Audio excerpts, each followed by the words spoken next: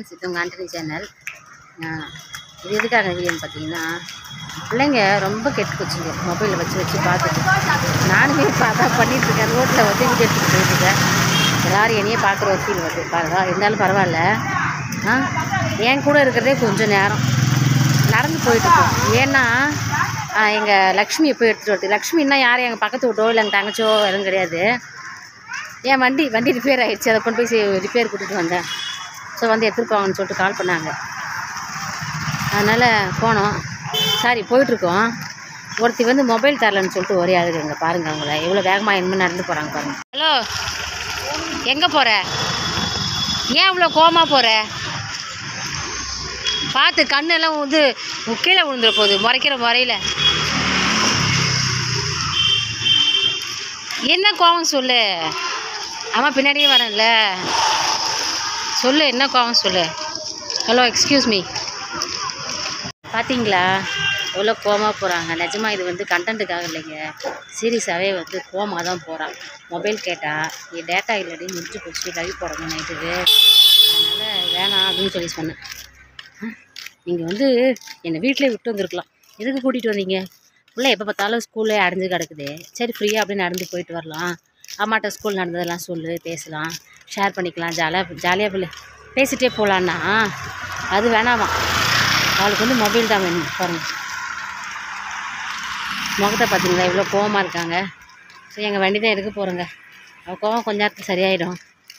கொஞ்ச நேரம் அப்படி தான் ஆட முடிப்பா. ஏன் சரியாகாது? பார்த்தீங்களா சரியாகாதான். அதெல்லாம் வந்து பாப்பா சொன்னால் கேட்டுப்பா. நடந்து போயிட்டுருக்கோம். எங்கள் லக்ஷ்மியை காட்டுறேன். ஓகே, எங்கள் லக்ஷ்மி கொஞ்சம் டேமேஜாக தான் இருக்கிறா. என்ன பண்ணுறது, நான் எங்கள் வண்டிக்கு வச்சுருக்க பேர் லக்ஷ்மி. ஓகே, ஏன்னா எவ்வளோ கஷ்டத்துலேயும் வந்து எங்களை அது கைவிட்டது கிடையாது. ஆனால் இப்போ ஒரு 2 வாரமாக அப்படியே நிறுத்தியாச்சு வண்டியை சரி பண்ணாமல். அதனால தான். ஓகே, மெக்கானிக் கடைக்கு போய்ட்டு கால் பண்ணேன். சரி, மெக்கானிக் கடைக்கு போய்ட்டு இந்த வீடியோ போடுறோம். ஓகே, கால் பண்ணுறேன்னு சொல்லிட்டு ஆர்வ கோளாறுல. இது என்னோட கண்ட்ரோலர்மா இது. ஏம்மா ரோட்டில் மொபைல் நோண்டிட்டு வர, அதனால நீ அந்த பக்கம் இந்த பக்கம் போகக்கூடாதுல்ல. நான் ரோட்டை பார்த்துட்டு போகிறேன். உன்னை வந்து கண்ட்ரோல் பண்ணுறதுக்கு இதுதான் எனக்கு ஈஸியாக இருக்குது. அதனால தான் கடைக்கு வந்துட்டோம் ஃப்ரெண்ட்ஸ். இங்கே பாருங்கள் ஃப்ரெண்ட்ஸ், எங்கள் லக்ஷ்மி எப்படி வந்து பேத்து போட்டு வச்சுருக்குறாங்க. நான் பொண்ணு மாதிரி பூ மாதிரி பார்த்து வச்ச லக்ஷ்மியை இப்படி சேதாரம் பண்ணி வச்சுருக்காங்க.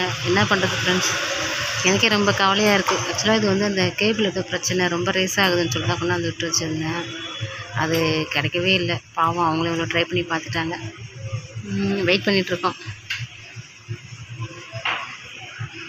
ஒரு வழியாக வந்தாச்சு ஃப்ரெண்ட்ஸ் வீட்டுக்கு.